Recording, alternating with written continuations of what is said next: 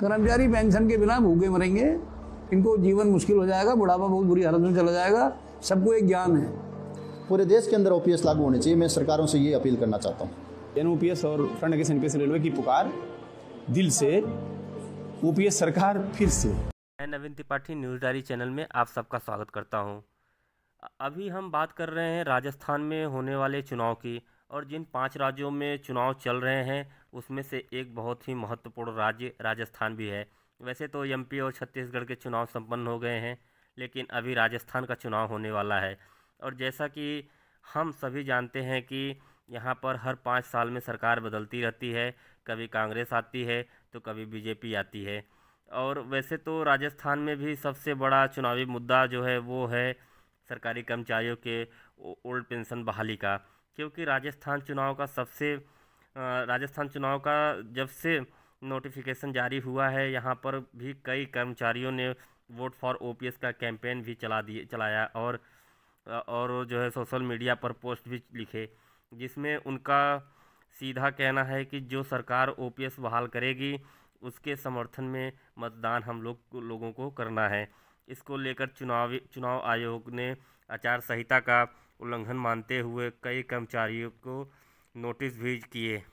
जब सरकारी कर्मचारी संगठनों से इस बारे में बात किया गया तो सरकारी कर्मचारी संगठनों ने बताया कि राजस्थान वो पहला राज्य है जहां पर ओपीएस सबसे पहले लागू किया गया, और राजस्थान में भी ओपीएस सबसे बड़ा मुद्दा हो रहेगा। आइए देखते हैं कि कर्मचारी संगठनों ने क्या कहा।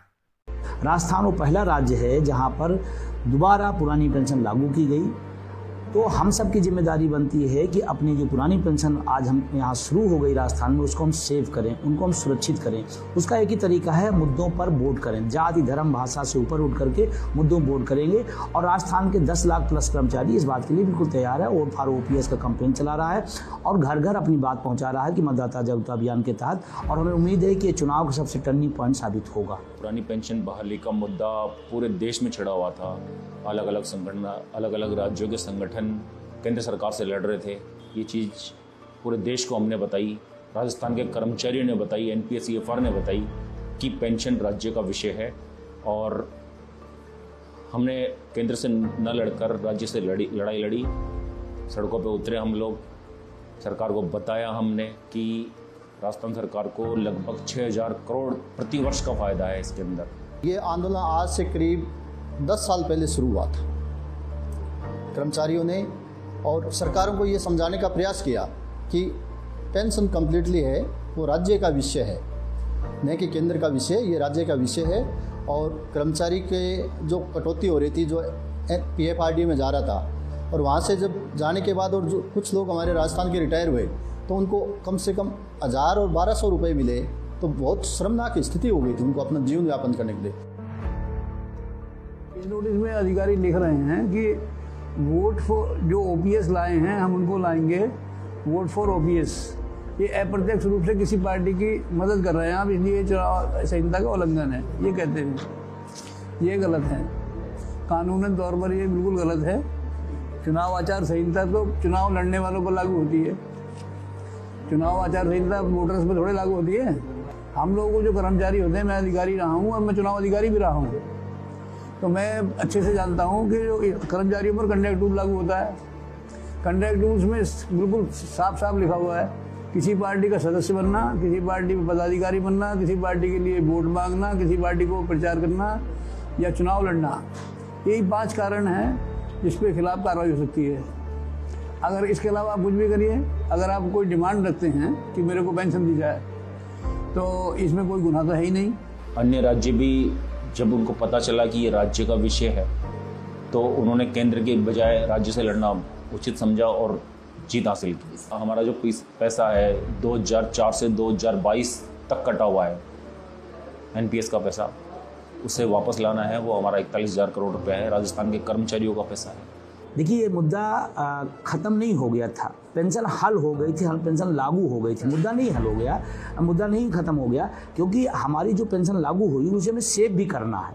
और सेव तभी होगा जब हम उस सरकार को चुने जिसने पेंशन को हमें वापस दिया है। जो भी सरकारें थी इसको किया, सारे कॉरपोरेट के पीछे पीछे चलने वाले हैं, अपन जानते हैं। लेकिन कर्मचारी के लिए जब यहाँ रिटायर होके आए और हम लोगों ने सरकारों को ये समझाने का प्रयास किया कि ये जो कटौती हो रही है, सरकार भी उसमें दे रही थी 10% और कर्मचारी का भी कट रहा था, और जिसके बाद कर्मचारी रिटायर हुए तो वो एक मार्केट के हवाले था, तो निश्चित कुछ नहीं मिल रहा था कर्मचारी को। तो ये चीज़ हमने सरकारों को समझाने का प्रयास किया।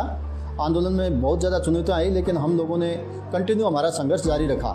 सरकारी कर्मचारी पहली बार एक मुद्दा बने वोट के मामले में लेकर, और ये एनओपीएस की, ये फ्रंट गेज एनपीएस रेलवे की एक राष्ट्रीय एक तरह से कहीं पहचान बनी है। हम जात से, धर्म से, क्षेत्र से इससे उठकर सरकारी कर्मचारी, पेंशन विहीन सरकारी कर्मचारी की एकता जो बनी है। और दिल्ली वाला रैली तो आप उसके गवाह हैं, कितनी बड़ी ऐतिहासिक रैली हुई कि आज़ादी के बाद पढ़ा लिखा एक भी उसमें अनपढ़ आदमी नहीं था। जो भी लाखों लाख संख्या में आया था रामलीला मैदान में, वो सब पढ़ा लिखा था। और पढ़ा लिखा वर्ग जो निम्न मध्य वर्ग है, यकीनन जिसके तरफ जाएगा उसकी सरकार बनेगी। लोकतंत्र जनता की निर्वाचित सरकार का मतलब क्या है? जो उनकी समस्या को सुनेगा वो उसको वोट दें। इसमें अपराध कहाँ से हो गया? एक केंद्र सरकार है जो लगातार एनपीएस के पक्षधर है, ओपीएस के खिलाफ में बोल रही है, तो कल क्या पता लागू हो, यहाँ एनपीएस लागू हो जाए। तो हम लोगों को सचेत कर रहे हैं, जागरूक कर रहे हैं कि आप मतदान करें और अपने मुद्दे मतदान करें, जिससे आपका बुढ़ापा सुरक्षित रहे। 95% प्लस वोट जो है ओपीएस के पक्ष में जाएंगे। और आप देखना 3 तारीख को बहुत। आपने देखा कि सरकारी कर्मचारी ओपीएस को लेकर एकजुट हैं और जो सरकार ओपीएस लाएगी उसके पक्ष में जाते हुए दिख रहे हैं। अब अंत में देखते हैं कि इसका चुनाव पर क्या असर पड़ता है। वैसे तो हम सब ने हिमाचल प्रदेश, कर्नाटक के चुनाव में इसका असर देखा है कि ओपीएस एक बड़ा मुद्दा बना है। धन्यवाद।